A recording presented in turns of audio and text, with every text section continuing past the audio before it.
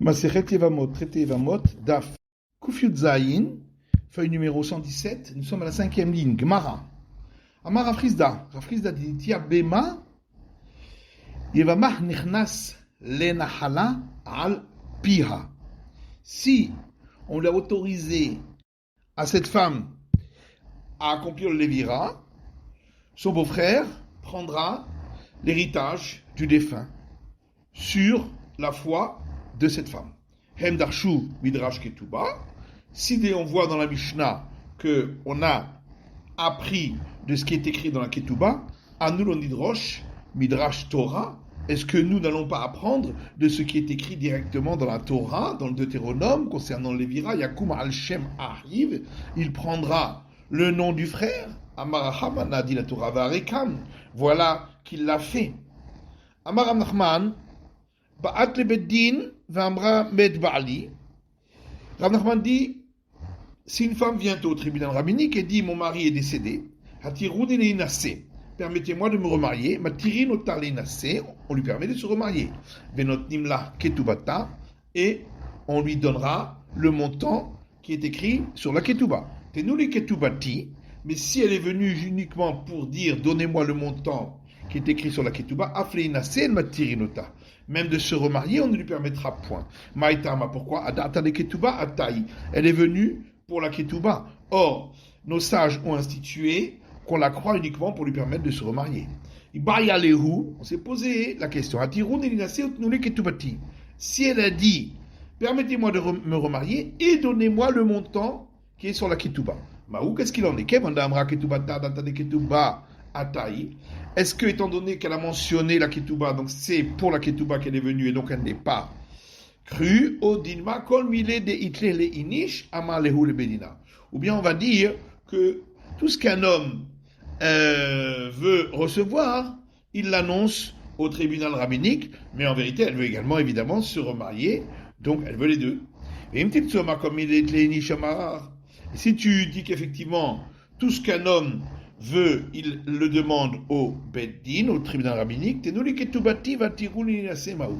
qu'est-ce qu'il en est si d'abord elle a dit, donnez-moi le montant qui est écrit sur la ketuba, et ensuite elle a poursuivi en disant, et permettez-moi de me remarier.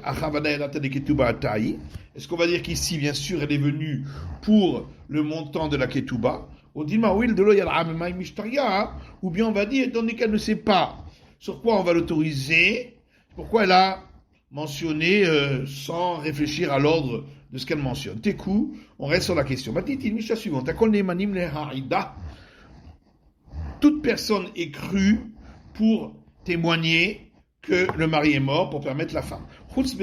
Sauf sa belle-mère, ou Bat Hamota, et la fille de sa belle-mère, Vetsarata, et sa rivale, l'autre femme de son mari, Viyevimta, et sa belle-sœur, la femme du frère de son mari, ou Bat Bala, et la fille de son mari, car toutes ces femmes-là, le plus souvent, la haïssent, donc elles risquent d'avoir menti.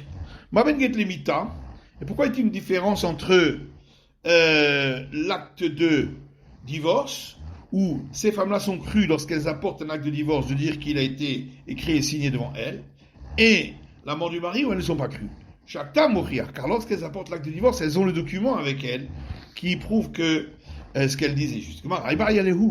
On s'est posé la question. Batrami Hamahu. S'il s'agit de la fille de son beau-père. Qu'est-ce qu'il en est? Est-ce qu'elle est crue? Tama de Batramota. Est-ce qu'on va dire? La raison pour laquelle la fille de la belle-mère n'est pas crue, Shundeka Ima de Sanyala, parce que sa mère, donc la belle-mère de cette femme, elle haït cette femme-là, et donc elle aussi, Nami Sanyala, elle aussi va la haïr. Vahalika Ima de Sanyala. Mais s'il n'y a pas la mère qui la haït, puisque c'est la fille du beau-père. Odima Tama de Batramota de Amra Kahla Ligirsana de Ima. Ou bien on va dire la raison pour laquelle la fille de la belle-mère n'est pas crue, c'est parce qu'elle l'haït, parce qu'elle dit, elle mange le pain de ma mère, puisque le jour où le mari de sa mère va décéder, c'est elle, le mari de elle qui va hériter.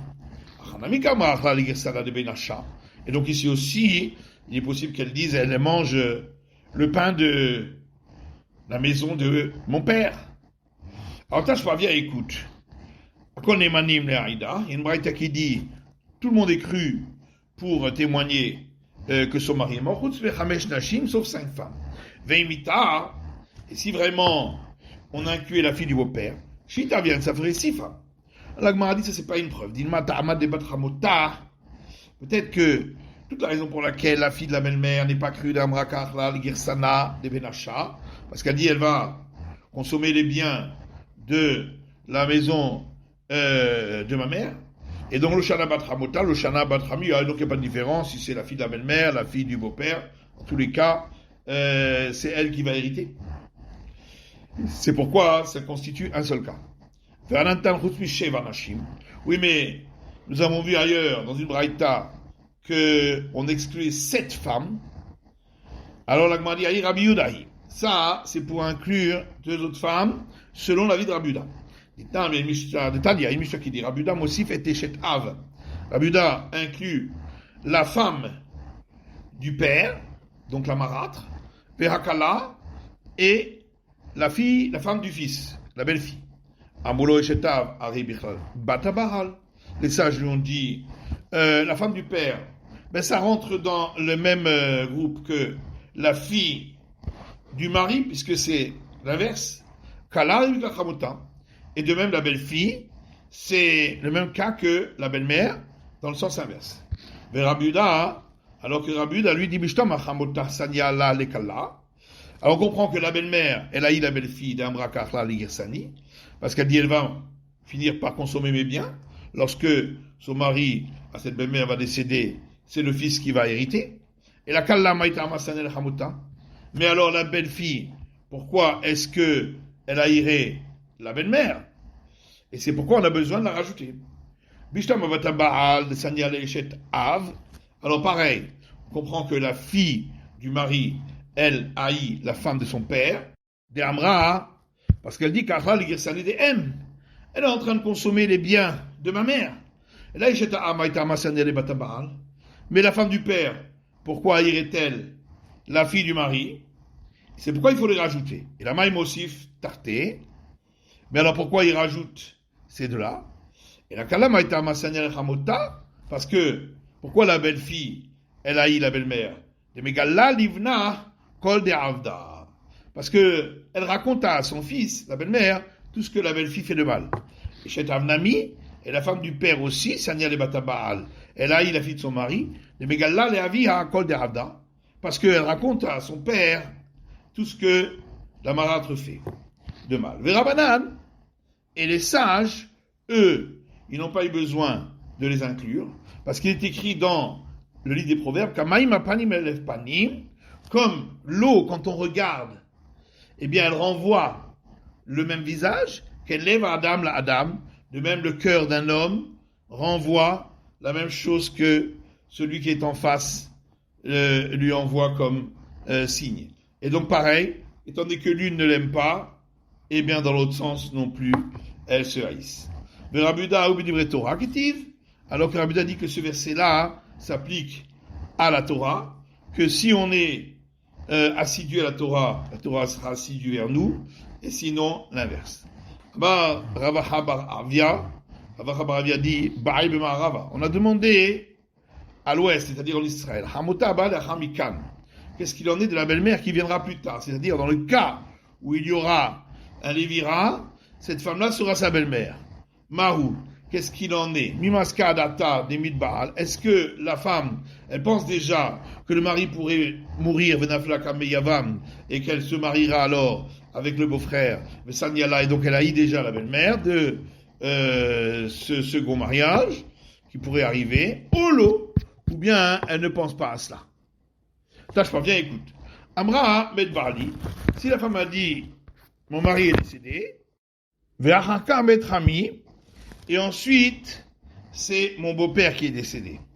Tinasé, petit Ketouba, elle pourra se remarier et recevra le montant de la Ketouba, Hamota Hasura, mais la belle-mère sera interdite, puisqu'elle n'est pas crue pour la belle-mère. Maïtama Hamota Hasura. Mais pourquoi la belle-mère est interdite? La Mishuna Brinan, Loba Alamaït, Velo Hamitamaït. N'est-ce pas? C'est parce qu'on dit que elle est encore sa belle-mère, et que concernant la belle-mère, on considère que le mari de la belle-fille n'est pas décédé et ni le beau-père est décédé. Le kalkela le hamota ou de kamikavna. Et donc pourquoi elle dit cela? C'est pour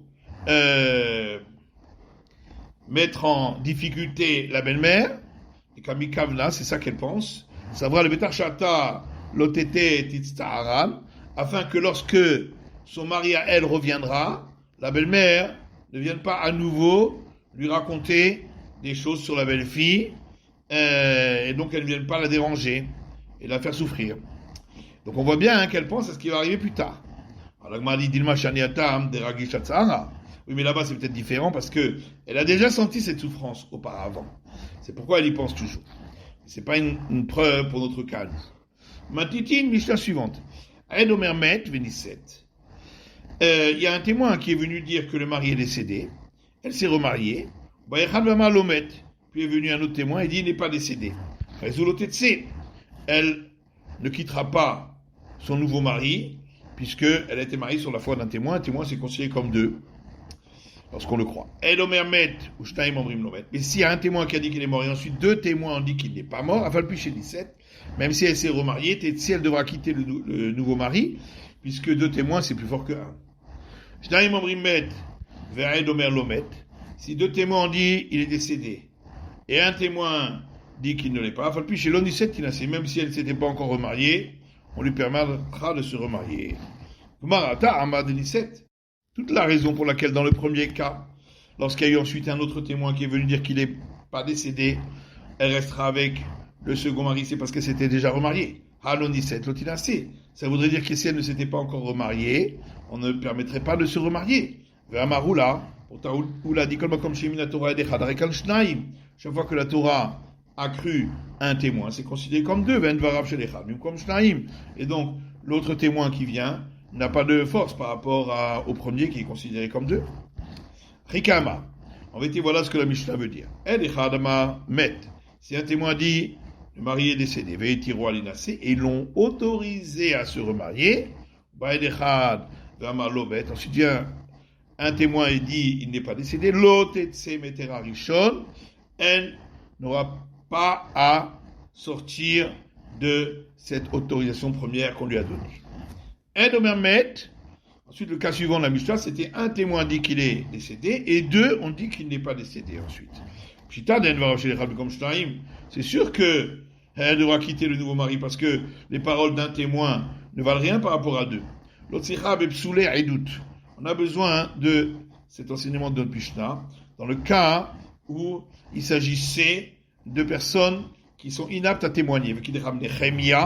Et ça suit l'opinion de Rabbi Nechemia, de Tania, parce qu'il y a une braïta qui dit Rabbi Nechemia Omer, Rabbi Nechemia dit chaque fois que la Torah a autorisé, a cru un témoin, on doit suivre la majorité des opinions. Si ensuite deux femmes qui viennent témoigner contre un homme, c'est comme s'il y avait deux hommes qui étaient venus témoigner contre lui, et c'est de ça que la Mishnah parle, que deux femmes sont venues par la suite, et on les croit. Et si tu veux, je peux donner une autre réponse. Quand les chadeata et les chad kacher, mais en tous les cas où c'est un témoin apte à témoigner qui est venu au départ, même s'il y avait 100 femmes qui seraient venues le contredire, ensuite, elles sont considérées comme un seul témoin, et donc elles ne sont pas crues. On parle qu'au départ, c'est une femme qui est venue, et dans ce cas-là, effectivement, s'il y a ensuite deux femmes qui disent le contraire, elles seront crues. Mais Tirtsa, le Rabbi Nechemia Ari, et voilà comment il faudrait expliquer alors l'opinion de Rabbi Nechemia. Rabbi Nechemia Omer, Rabbi Nechemia dit, Kol makom she'emina Torah ed echad. Chaque fois que la Torah a cru un témoin, alechacharov derot, on va d'après la majorité des opinions, va asushte nashim isha ahad, et on a considéré deux femmes qui viennent contredire une femme qui est venue témoigner au départ, ishte nashim beish echad. C'est comme deux hommes qui viennent contredire un homme. Et si c'est deux femmes qui sont venues témoigner contre un homme qui était venu au départ, c'est considéré comme un contre un, et on croira le premier à qui la Torah a donné foi. Ensuite, la Mishnah a parlé que si deux étaient venus dire qu'il était décédé, et ensuite un dit qu'il n'est pas décédé, on ne le croit pas. Qu'est-ce qu'on vient de nous apprendre? C'est évident. doute.